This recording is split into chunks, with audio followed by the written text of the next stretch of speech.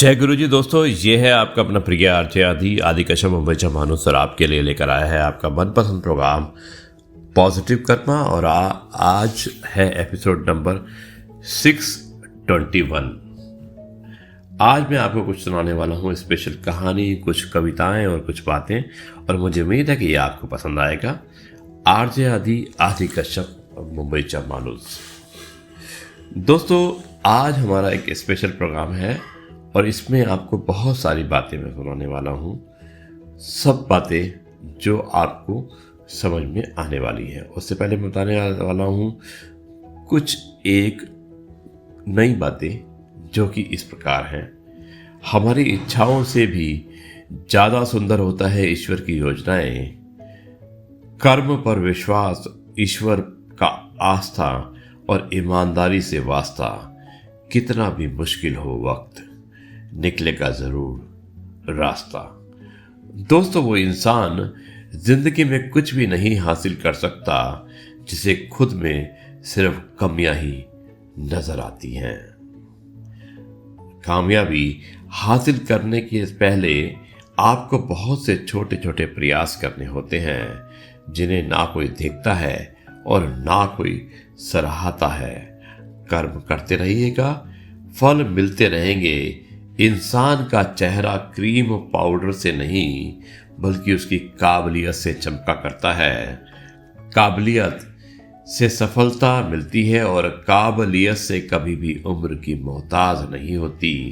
इसके दरवाजे तो हमारे एक्टिव होते हैं, खुलने शुरू हो जाते हैं। बाकी तकिए से कील नहीं ठुकती और खाली बोरी कभी खड़ी नहीं होती। दिल से मेहनत करेंगे तो दुनिया की कोई भी मंजिल कभी बड़ी नहीं होती। इसलिए ऊंची उड़ान के लिए हमेशा तैयारी करते रहें। पता नहीं सफलता का मौसम कब अनुकूल हो जाए।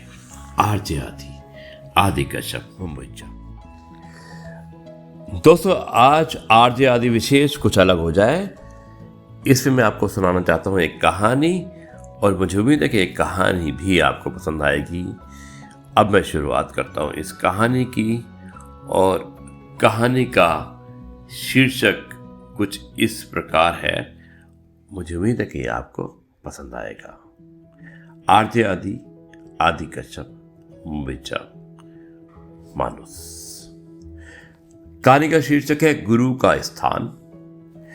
दोस्तों, शुरुआत करता हूं इस कहानी की जिसका शीर्षक है गुरु का स्थान। एक राजा को पढ़ने लिखने का बहुत शौक था। एक बार उसने मंत्री परिषद के माध्यम से अपने लिए एक शिक्षक की व्यवस्था की। शिक्षक राजा को पढ़ाने के लिए आने लगा और राजा को शिक्षा ग्रहण करते हुए कई महीने बीत गए, मगर राजा को कोई भी उसका लाभ नहीं हुआ। गुरु तो रोज खूब मेहनत करता था, परंतु राजा को उस शिक्षा का कोई भी लाभ नहीं हो रहा था। राजा बड़े परेशान था। गुरु की प्रतिभा और योग्यता पर सवाल उठना भी गलत था, क्योंकि वो एक बहुत ही प्रसिद्ध और योग्य गुरु थे। आखिर में एक दिन रानी ने राजा को सलाह दी कि राजन, आप इस सवाल का जवाब गुरु जी से पूछ कर तो देखिए। राजा ने एक दिन हिम्मत करके गुरुजी के सामने अपनी जिज्ञासा रखी। उन्होंने कहा कि हे गुरुवर, क्षमा कीजिएगा, मैं कई महीनों से आपसे शिक्षा ग्रहण कर रहा हूं, पर मुझे इसका कोई भी लाभ नहीं हो रहा। ऐसा क्यों?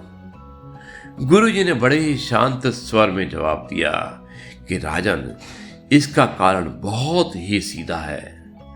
गुरुवर, कृपा करके आप शीघ्र इस प्रश्न का उत्तर दीजिए। राजा ने उनसे विनती की। गुरु ने कहा कि राजन, बात बहुत छोटी है, परंतु आप अपने बड़े होने के अहंकार के कारण इसे समझ नहीं पा रहे हैं और परेशान और दुखी हैं।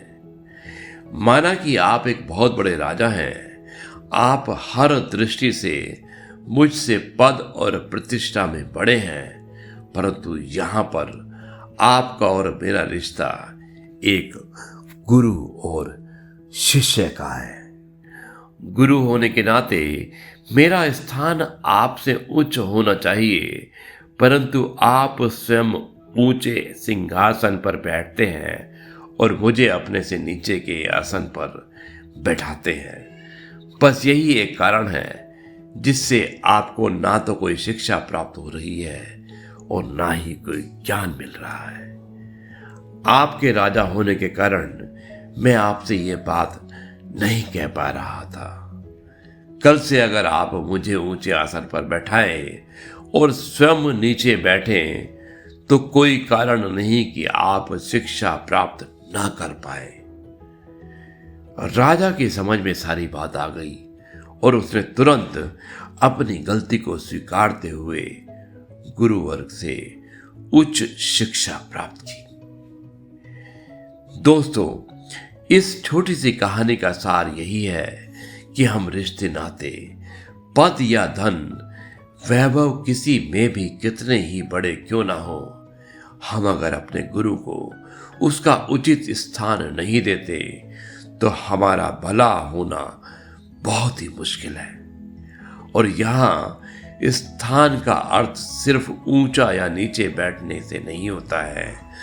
इसका सही अर्थ है कि हम अपने मन में गुरु को क्या स्थान दे रहे हैं। क्या हम सही मायने में उनको सम्मान दे रहे हैं या स्वयं के ही श्रेष्ठ होने का घमंड कर रहे हैं। दोस्तों, अगर हम सच में गुरु को सही स्थान देते हैं तो सच में हम सच्चे ज्ञान की प्राप्ति कर सकते हैं। यही मैसेज है इस कहानी का। यह है आपका अपना प्रिय आरजे आदि कश्यप मुंबई से मानुस और आपके लिए लेकर आया आपका मनपसंद प्रोग्राम पॉजिटिव कर्मा। अब मैं इस कार्यक्रम को यहीं पर समाप्त करता हूं और कल आपसे एक बार फिर मुलाकात होगी कुछ नई बातों के साथ। तब तक के लिए कहता हूं नमस्कार, जय हिंद, वंदे मातरम, भारत माता की जय, जय जवान जय किसान, जय गुरु जी, शुक्राना गुरु जी।